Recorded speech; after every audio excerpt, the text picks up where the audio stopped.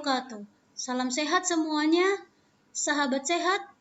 Hari ini saya akan membagikan sedikit informasi untuk kita semua. Kali ini saya mendapat topik yaitu peran filsafat dalam perkembangan ilmu pengetahuan, teknologi, dan seni di era vaksinasi untuk Indonesia yang lebih cerdas dan bermoral mulia. Judul yang saya ambil yaitu bagaimana menyikapi pro dan kontra vaksin COVID-19 dengan filsafat ilmu khususnya pada aspek epistemologi. Sebelumnya kita akan membahas apakah virus COVID itu. Virus COVID merupakan penyakit infeksi yang disebabkan oleh jenis SARS-CoV-2 yaitu jenis virus corona yang baru. Virus ini pertama kali diidentifikasi di Wuhan pada bulan Desember dan telah menjadi pandemik pada seluruh dunia hingga saat ini. Kemudian bagaimana dengan data kasus baru dan kasus kematian di seluruh dunia? Ini saya ambil dari WHO tanggal 1 Januari 2021. Dari grafik ini kita bisa menyimpulkan beberapa poin, yaitu kasus baru COVID-19 di dunia masih mengalami peningkatan. Tercatat mulai dari Maret 2020 hingga bulan Desember 2020 terdapat 89.416.559 kasus baru dan 1.935.028 kasus kematian yang disebabkan oleh COVID-19.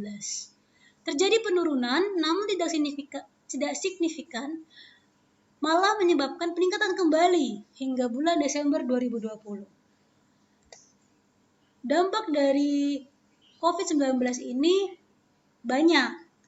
Namun sebelumnya kita akan membahas bagaimana dengan kasus yang ada di Indonesia. Data ini saya ambil di website COVID-19 Kemenkes. Data ini dapat menggambarkan bahwa pada bulan April 2020 hingga Desember 2020 tidak pernah melandai, justru terus meningkat. Kemudian pada hari Senin 11 Januari 2021, positivity rate Indonesia tercatat 31,1%. Apa artinya? Bahwa ketika 3 orang melakukan pemeriksaan, maka 1 diantaranya menderita COVID-19. Begitu sulit transmisi virus COVID ini untuk dikendalikan hingga saat ini. Nah, kita kembali lagi tadi yang saya sebutkan sebelumnya bahwa dampak COVID-19 tidak hanya pada kesehatan, namun pada bidang-bidang lainnya. Yaitu pertama bidang ekonomi, akan menyebabkan pengangguran meningkat, pasar modal turun, kemiskinan bertambah. Kemudian bidang sosial dan budaya, hubungan interaksi sosial antar individu berkurang. Berkurangnya rasa kepercayaan di antara individu. Ada rasa khawatir, apakah orang tersebut sudah cuci tangan, apakah orang tersebut positif atau negatif, dan ini akan terus begitu sampai pandemik ini berakhir. Kemudian berkurangnya budaya untuk saling berinteraksi dalam jumlah individu yang banyak. Dan terakhir meningkatnya budaya cuci tangan dan memakai masker. Seperti kita ketahui bahwa budaya cuci tangan dan memakai masker di tengah masyarakat kita ini dulu sebelum pandemik minimal. Namun selama pandemik ini menjadi suatu tren. Kemudian bagaimana dengan bidang pendidikan? Jelas ini menyebabkan periode tahun ajaran baru mundur. Studi belajar lebih lama. Kemudian yang terakhir bisa menyebabkan lulusnya pun jadi semakin lama. Yang kedua, perubahan metode belajar dan evaluasi belajar berbeda, yaitu dengan online sekarang. Dan beban belajar justru lebih berat. Mengapa? Karena mahasiswa ataupun siswa dituntut untuk belajar mandiri dan ditambah dengan tugas dari para pengajar sehingga justru menyebabkan bebannya lebih berat. Kita lupakan tentang dampak COVID-19, kita beralih ke isu yang sedang hangat-hangatnya, yaitu vaksin COVID-19. Kita akan membahas tentang pro vaksin COVID-19. Pendapat ini ada 5 pendapat yang menyetujui pro vaksin 19, yang menyetujui vaksin COVID-19. Di antaranya adalah bahwa vaksin ini merupakan intervensi yang efektif dan aman untuk membentuk kekebalan tubuh terhadap virus COVID-19. Yang kedua, vaksin ini merupakan solusi untuk menekan transmisi virus COVID-19.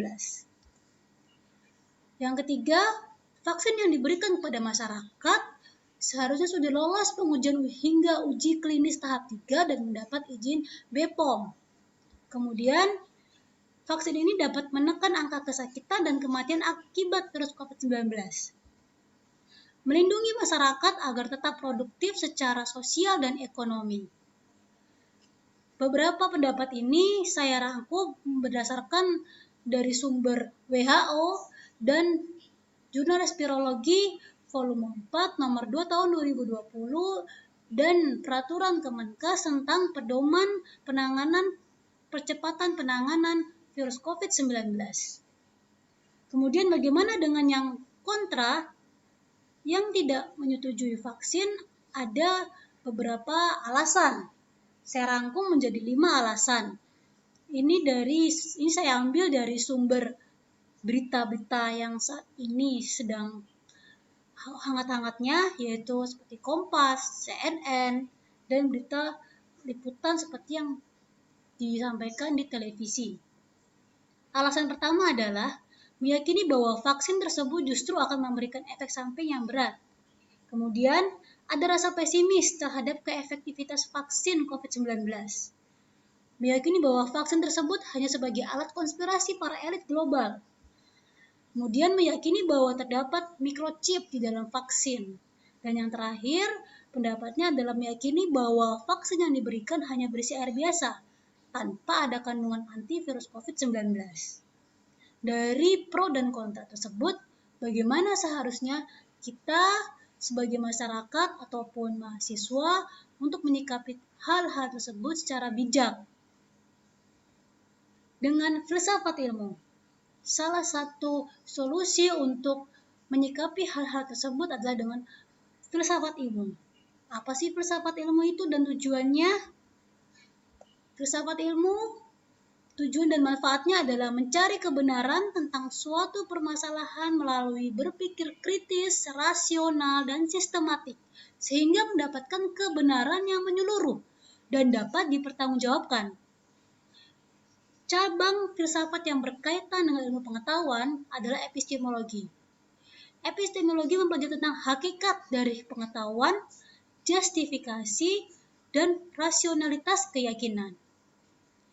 Ketika kita menganalisis pro dan kontra vaksin dengan pemikiran epistemologi, maka apa aja sih selain pro kontra tersebut yang bisa diuji dengan epistemologi?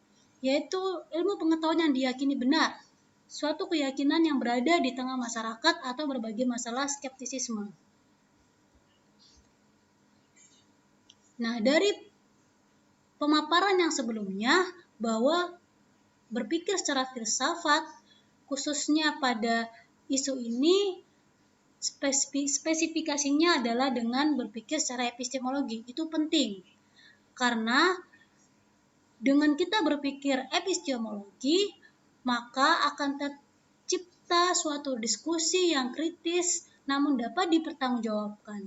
Dan yang terutama adalah kita bisa mendapatkan kebenaran yang utuh, hakikat dari suatu permasalahan tersebut. Sehingga tidak hanya berakhir sebagai gibah atau hoax yang banyak beredar saat ini. Hoax atau gibah yang beredar saat ini tidak hanya bisa merugikan kita sendiri, namun juga negara. Makanya ini sangatlah berbahaya. Oke, sahabat sehat semuanya, sampai di sini presentasi saya. Mohon maaf jika tutur kata saya dan penulisan dari presentasi ini ada kesalahan dan kekurangan. Semoga bisa mendapatkan manfaat dari presentasi ini. Salam sehat semuanya. Assalamualaikum warahmatullahi wabarakatuh.